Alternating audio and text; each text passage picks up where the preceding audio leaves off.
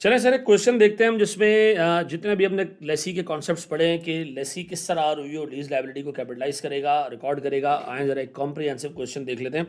ये कह रहे जनाब, Jumeirah limited leased an asset on the following terms. ठीक है जी, टर्म्स हैं क्या sir? The company made a token pre commencement payment at the date of agreement 31 October को 50,000 रुपये। मैं नाम दे रहा हूँ इसको प्री कमेंसमेंट पेमेंट। ठीक है, क्या ये लीज लायबिलिटी में जाएगी? No. Lease commenced on 1st of January 2017 and a down payment made by Jumeirah Limited 1,20,000। ये है एट कमेंसमेंट। क्या ये लीज लाइबिलिटी में जाएगी? नहीं। लेकिन ये दोनों अमाउंट्स सर जरूर आरओयू में जाएंगी। Annual rentals eight the end of every year would be 2,00,000 रुपए। क्या ये लीज लाइबिलिटी में जाएगा? हाँ, क्योंकि ये कौन सा सर? Post commencement. ठीक है जी सर, इसकी प्रेजेंट वैल्यू लीज लाइबिलिटी में भी जाएगी, आरओयू में भी जाएगी। Interest rate applicable to the lessee is 12%। Lease term is the non cancellable period. आगे हमने डिटेल में देखना है कि नॉन कैंसलेबल पीरियड किसको कहते हैं। ठीक है जी, from the date of commencement sir 4 साल की लीज टर्म है। ठीक है, ये हाईलाइट कर दिया सर मैंने। 2,00,000 रुपये का रेंटल है, 50,000 रुपये का ये अमाउंट है, 1,20,000 रुपये का ये अमाउंट है। ठीक है, residual value of the asset at the end of the lease term is expected to be 1,00,000। The lessee has not guaranteed any of it. देखिए एक चीज़ याद रखें, लेसी ने एसिड को इस्तेमाल करना है, इस्तेमाल करने के बाद लाजमी लेसर को वापस करना है। रेजिडुअल वैल्यू का टेंशन लेसर को लेना होता है, लेसी को नहीं। कि यार वापस जब आएगा ये एसिड तो पता नहीं इसकी क्या वैल्यू होगी, ये टेंशन लेसर को लेनी है। लेसर बाद होगा लेसी को पुश करता है कि भाई तू गारंटी कर इसको कि अगर ये एक सर्टन अमाउंट से नीचे हुआ तो तूने जेब से मजीद पैसे देने हो। लेसी कह रहा है इस केस में भैया मैं 1 रुपया भी नहीं दूंगा। तो मुझे बता इस पर्टिकुलर चीज़ रेलिवेंट है? नहीं सर, नहीं सर, नहीं सर, मैंने इस 1,00,000 रुपये को टोटली इग्नोर करना है। लेसर अपनी अकाउंटिंग में इसको ले रहा होगा, बट सिंस मेरी कोई जिम्मेदारी नहीं है तो मैं इसको इग्नोर करूंगा। ठीक है, चलें फिर। At commencement the lessee has commencement the lessee has paid initial direct cost of 40,000। ठीक है जी, ये मेरे पास सर एक थर्ड पार्टी को पेमेंट जा रही है और ये भी आरओयू में जाएगी, लीज लायबिलिटी में नहीं जाएगी। The company is given a laptop having a fair value of 30,000। Incentive receive हुआ किसको? लेसी को। याद रखना इंसेंटिव डे 1 पे इनकम में नहीं जाएगा, हम इसको ओवर द पीरियड लेके जाएंगे। किस तरीके से अभी आपको बताता हूं सर। फिर life of the laptop is 4 साल। एस्टिमेटेड रेजिडुअल वैल्यू इसकी 4,800 है। ठीक है जी, initial cost incurred on the asset is 1,50,000 रुपए at the commencement date. Installation cost sir ये भी थर्ड पार्टी को जा रहा है।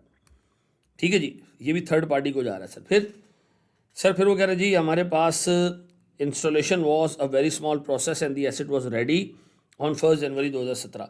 The asset will need to be dismantle at the end of the lease term और इस पर हमें 2.5 लाख रुपए देने पड़ेंगे। ये भी थर्ड पार्टी को जाना है। तो इसका मतलब है सर इसमें काफ़ी सारी पेमेंट्स और रिसीट्स आ गए हैं, जिसमें आपने ये देखना है कि थर्ड पार्टी को कौन सी जा रही है, लेसर को कौन सी जा रही है, और फिर आपने देखना है कि प्री कमेंसमेंट कौन सी, एड कमेंसमेंट कौन सी, और उसके बाद कौन सी है।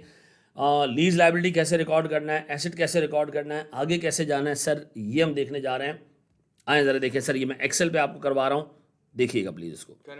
चलें जी सर, इसको हम शुरू करते हैं जनाब। देखिए जब भी आप एक्सेल की शीट खोलें ना तो आप सबसे पहले इसमें जाके नंबर फॉर्मेट सेलेक्ट कर दीजिएगा। कंट्रोल A करने के बाद आप होम टैब में हैं और फॉन्ट साइज़ आप 11 रखें, 12 रखें। लेकिन ये जो कॉमा आ रहा है ना सर, ये यहाँ ये मेरा आप कर्सर देंगे कॉमा पे आ रहा है। इस कॉमा को सेलेक्ट करेंगे ना आप तो आपको हर 3 डिजिट के बाद ये कॉमा देगा और आपको नंबर पहचानना आसान हो जाएगा। मिलियंस कौन से, हज़ार कौन से, लाख कौन से। लेकिन इसके बाद सर इसको 2 दफ़ा दबा दीजिएगा, क्योंकि इस बटन को दबाने से 2 डेसिमल में डाटा चलना शुरू होगा। अब मैंने इसको 1, 2 कर दिया, अब मेरे पास डेसिमल ख़त्म होगा। ठीक है, अच्छा जी, अब आए ज़रा दोस्त, मेरे पास सबसे पहले मैं निकाल रहा हूँ जनाब ROUA एंड लीज लाइबिलिटी। ठीक है जी, याद रखिएगा सर, आप इसको अंडरलाइन करना चाहते हैं तो कंट्रोल B से बोल्ड कर दें और यूँ से अंडरलाइन कर दें। ठीक है, मैं इसको थोड़ा बड़ा भी कर देता हूँ सर। ठीक है जी, अब बताएं सर, मेरे पास कुछ कैश फ्लोज हैं और मैंने देखना है सर उसमें से ROU मैंने कौन से डालने हैं। ठीक है जी,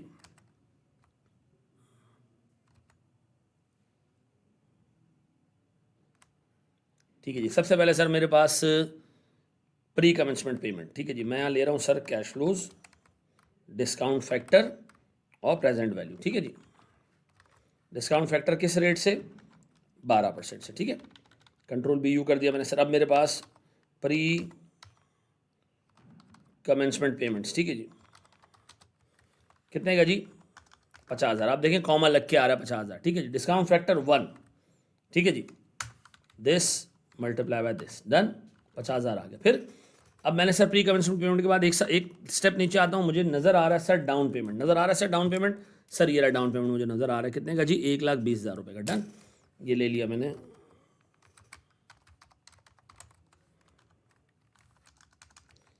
इसका भी डिस्काउंट फैक्टर 1 इसलिए कि 1 रुपये की प्रेजेंट वैल्यू आज भी 1 रुपये ही। अच्छा देखें, ये पहले आ रहा था ऐसे, अब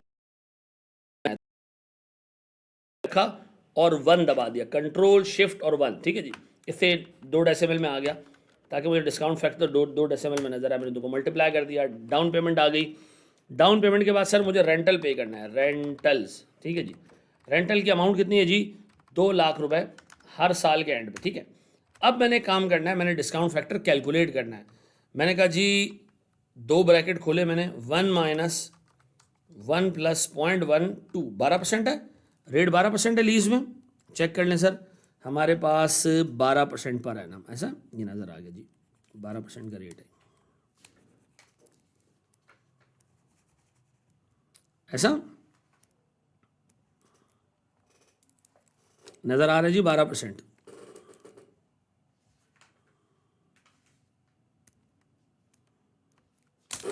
अच्छा जी, 1 minus 1 plus 12% raise to the power -4, ठीक है, 4 साल है, डिवाइडेड बाय 0.12।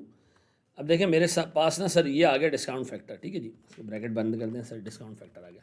अब मैं इसको कर सर 2 डिजिट तक खोल दिया मैंने, ठीक है, 3.04 मैं मल्टीप्लाई कर रहा हूँ सर, ये है मेरे पास सारे रेंटल्स की प्रेजेंट वैल्यू, डन। अब सर रेंटल्स की प्रेजेंट वैल्यू के बाद मैं आगे बढ़ता हूँ सर, मेरे पास सर मुझे नज़र आ रहा है रेजल वैल्यू 1 लाख है, मेरे लिए रेलिवेंट नहीं है। 40,000 मैंने इनिशियल डायरेक्ट कॉस्ट पे की, थर्ड पार्टी इसको पे की है, लेकिन पे तो की है ना, इनिशियल डायरेक्ट कॉस्ट कितने की जी 40,000, डे 1 पे किया तो डिस्काउंट फैक्टर 1, सर ये आगे वैल्यू।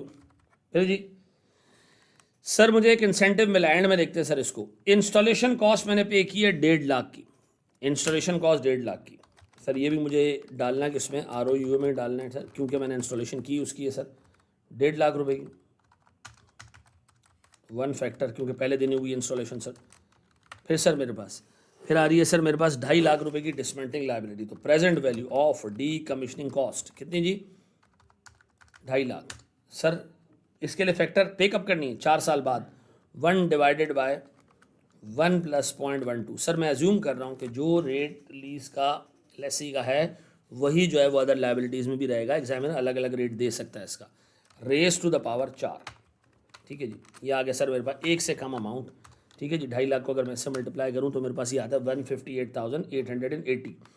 सर ये सारी पेमेंट्स हैं, इनको मैं ऐड अप करूँ तो ये सर टोटल अमाउंट है, ठीक है जी, total consideration paid for ROUA and incentive lease liability, sorry ROUA के साथ साथ जो लैपटॉप मिला है वो भी, उसके लिए भी हमने पैसे पे किए सर, वो हमें फ्री नहीं मिला, हम ये अज्यूम करेंगे इंसेंटिव, ठीक है जी। अब बताएं सर इंसेंटिव की वैल्यू कितनी है, इंसेंटिव वैल्यू सर इंसेंटिव है 30,000 रुपये का, 30 का है, देखें 30 का कितने का है सर, इंसेंटिव है 30,000 रुपये का, ठीक है जी। मैं कह रहा हूँ मुझे फ्री में नहीं मिला, मैंने पैसे दिए, इसके लिए मेरी अजम्पशन होगी सर। अब बताएं मैंने ROUA के लिए स्पेसिफिकली कितना पैसा पे किया, paid slash payable for ROUA, done.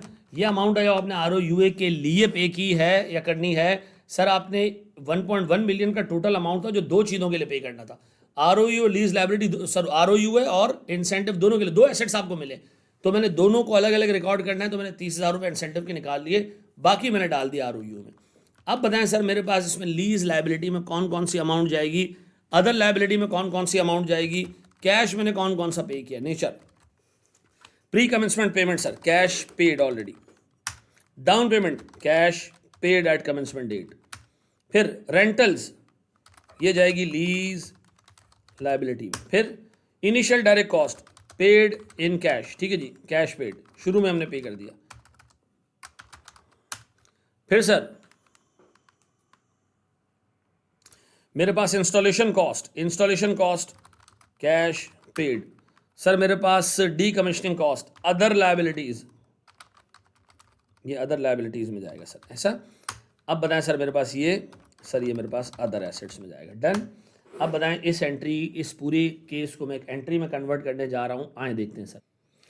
चलें सर, अगर हम एक स्टेप और आगे जाएं तो अब मैं जर्नल एंट्री पास करने वाला हूं सर, और जर्नल एंट्री हमारे पास ये है। सबसे पहले मैं अपने पास एंट्री पास करूंगा ROU है, right of use asset debit, पता है कितने से 1096349। फिर मैं अदर एसेट्स या PP में लैपटॉप को डेबिट करूंगा कितने से जी, 30,000 रुपये से। 30,000 नेगेटिव में है तो मल्टीप्लाई में -1 कर रहा हूँ ताकि पॉजिटिव में आ जाए। फिर अब बताएं सर मैंने ये दो एसेट्स खरीदे कितने के, मैंने कुछ का कैश पे किया है। अच्छा कैश कितना पे किया सर मैंने, कैश मेरे पास है, गिनती करते हैं, चलो जी ऊपर जाते हैं जी। Cash paid 1, cash paid 2, cash paid 3, मैं प्लस का साइन लगाता जा रहा हूँ दरमियान में, कैश पेड 4, ठीक है जी, ये 4 मैंने कैश पे किए। फिर सर फिर मेरे पास इसके बाद sir lease liability, commencement date के बाद जो आपने पैसे पे किए हैं लेसी को लेसर को पे करने, एक रेंटल्स की प्रेजेंट वैल्यू, और कुछ है, और कुछ है मेरे बच्चों, और कुछ है नहीं सर। फिर सर हमारे पास अदर लाइबिलिटीज़ में ऐसे डाल दूं present value of D commissioning cost, कितनी जी, या provision for decommissioning cost कितना जी सर, ये है मेरे पास 1,58,880। अब इस डेबिट को टोटल कर लें, ये नीचे आपके पास बॉटम पे टोटल आ रहा होगा सर 1.126349, और सर ये भी मेरे पास आ रहा है 1.126349, ऐसा। अब बताएं इसमें मेरे पास सर लॉन्ग टर्म एसेट्स और लाइबिलिटीज़ मेरी बुक्स पे ये भी है, इसको मैं पीला कर देता हूँ, ये भी है मेरे सर बुक्स में रहेगा अगले 4 साल तक, ये भी बुक्स में रहेगा अगले 4 साल तक, ये भी बुक्स में रहेगा अगले 4 साल तक, ये भी बुक्स में रहेगा अगले 4 साल तक, ठीक है जी। तो सर हमें काम करते हैं, दो लाइबिलिटीज़ को और दो एसेट्स को लेके चलना है, दो एसेट्स को डेप्रिशिएट करना है और दो लाइबिलिटीज़ को हमने क्या करना है सर, आहिस्ता आहिस्ता अमोर्टाइज करना है, ठीक है जी, पे ऑफ करना है हमने। तो मैं सबसे पहले सर यहाँ पर वर्किंग बना रहा हूँ लीज लाइबिलिटी की, ठीक है जी। अगेन सर लीज लाइबिलिटी मेरे पास मैं कॉलम बनाऊंगा ईयर का, ठीक है जी। ओपनिंग बैलेंस का सर मेरे पास इंटरेस्ट का 12% से, सर मेरे पास प्रिंसिपल का अमाउंट, सर मेरे पास क्लोजिंग बैलेंस, ठीक है जी। अब बोर्ड पे देखना, एक्सेल का कमाल देखना सर।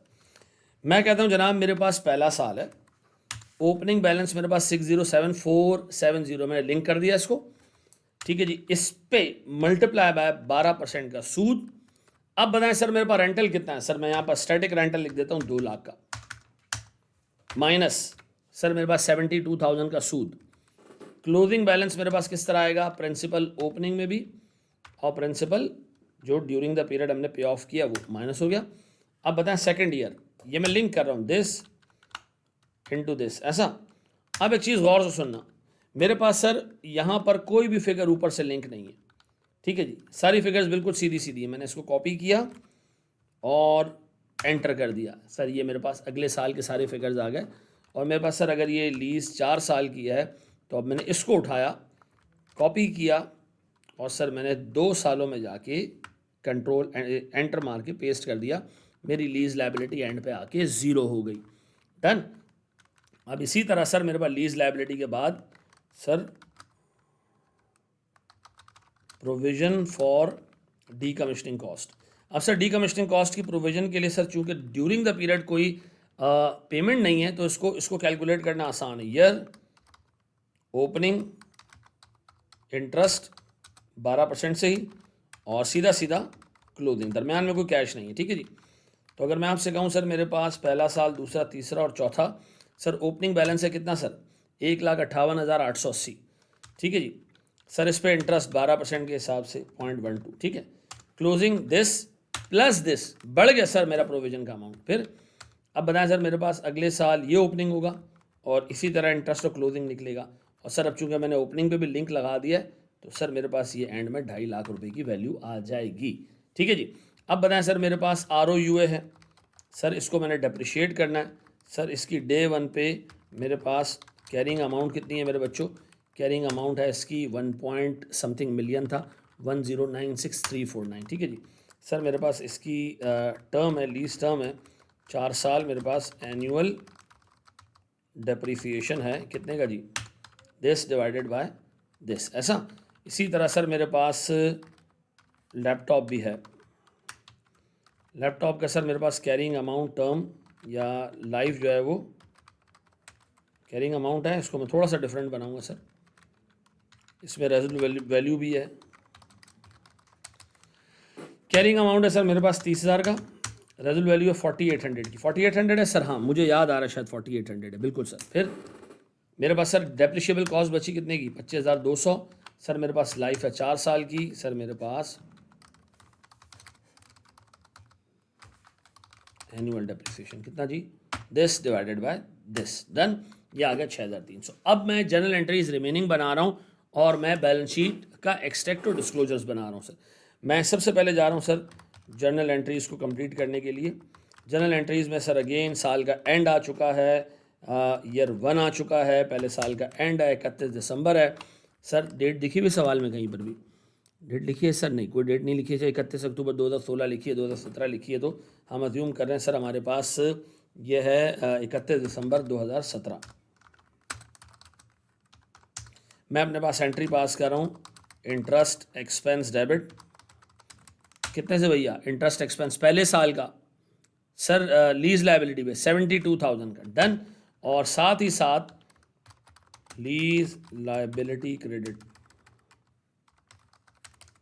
72,896, डन। इसी तरह सर मेरे पास साल के एंड पे ये लीज लाइबिलिटी की पेमेंट भी होगी। Lease liability including interest debit 2 lakh का और कैश क्रेडिट कितने से जी, 2 लाख से, डन। अब देखिए डबल लाइन नीचे लगाने के लिए मैं करता हूँ alter HBB, alter HBB command याद रखिएगा, ऑल्टर HBB, ठीक है जी, डबल लाइन आ जाएगी नीचे। अब बताएं सर मेरे पास इसके बाद लीज लाइबिलिटी मैंने पे ऑफ भी कर दी। अब मैं एक और काम कर रहा हूँ सर, फिर इंटरेस्ट एक्सपेंस बुक कर रहा हूँ, लेकिन ये डीकमीशनिंग कॉस्ट का है। पहले साल का सूद मेरे पास 19,066 है और मैं provision for decommissioning cost credit कर रहा हूँ 19,066 रुपये से, done sir. Alter HBB sir. फिर डेप्रिसिएशन, डेप्रिसिएशन सर मेरे पास किसका, ROUA का, कितना बाबू,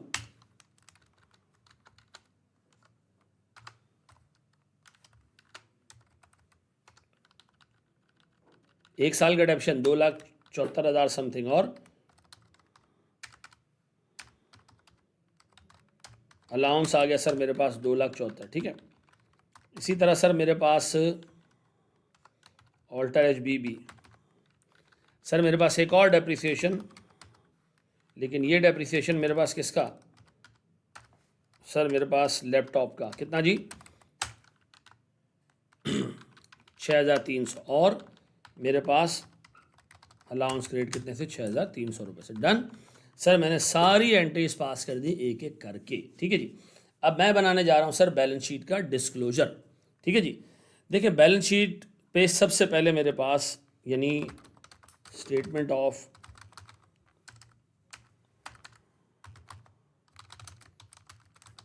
फाइनेंशियल पोजीशन, ठीक है जी, डबल एस नहीं है, कैसा था इसमें sir, statement of financial position as at 31 December 2017। Sir मेरे पास 4 एस्पेक्ट हैं बैलेंस शीट पे, ठीक है जी। नॉन करंट एसेट्स सर मेरे पास इन केस अगर कोई करंट एसेट्स मौजूद हैं वो आ जाएंगे। सर मेरे पास non current liabilities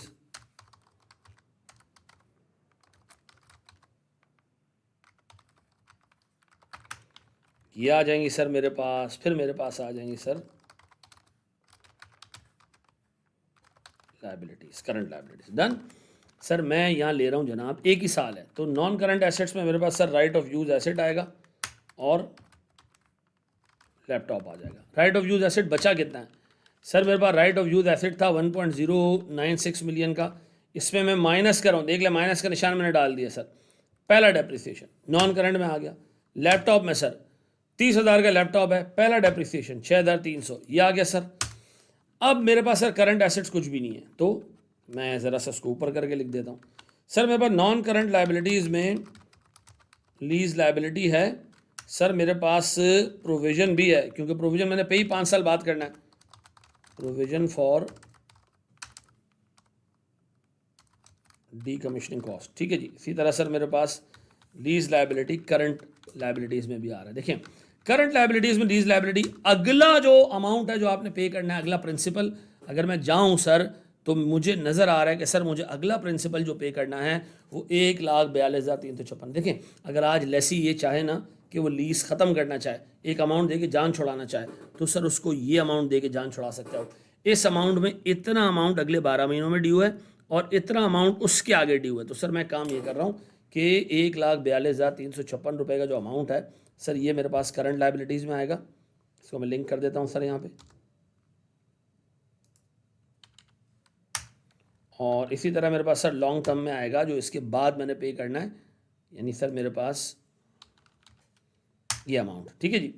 sir provisioning for decommissioning cost ये सिर्फ और सिर्फ नॉन करंट होगी, करंट लायबिलिटीज बिल्कुल नहीं होंगी सर। इसके अंदर अगर मैं देखूं तो non provision for decommissioning cost पहले साल के स्टार्ट पे 158 थी, अब बढ़ के 177 हो गई है सर। ये आ गया मेरे पास बैलेंस शीट का एक रीजनेबल सा डिस्क्लोजर, जो कि अगर मैं थोड़े से फासले से रख के बना दूं तो सर ये आ गया मेरे पास बैलेंस शीट का एक छोटा सा डिस्क्लोजर। डन। अब इसी के आगे लीज लाइबिलिटी के आगे मेरे पास आ रहा होगा नोट 19, 20, 21 जो भी हो, ठीक है जी। नोट 19 याद रखिएगा, लेसी के लिए लीज पे एसेट लेना देना बिजनेस नहीं है, तो वो डिटेल डिस्क्लोजर नहीं बनाएगा। उसको स्टैंडर्ड नहीं का, तो मैं सिर्फ एक डिस्क्लोजर बनाना है। वो क्या है? वो है सर मेरे पास अनडिस्काउंटेड लीज पेमेंट्स का। सर मुझे एक बात बताएं, लेसी को कितने पैसे पे करने हैं अनडिस्काउंटेड लीज पेमेंट ड्यू इन, ठीक है जी। और सर मेरे पास अमाउंट, सर ड्यू इन का मतलब है कब कब पे होना है। सर स्टैंडर्ड ने कहा या तो आप इसको 1 साल, 2, 3, 4, 5 और 5 साल से बियॉन्ड, या तो आप ऐसे बना लो, और या फिर आप जो है ना छोटा सा डिस्क्लोजर बना दो 1 साल, 2 और 5 साल के बीच में, और 5 साल से बियॉन्ड। आई कैप का एग्जामिनर जनरली ऐसे नहीं बनाता।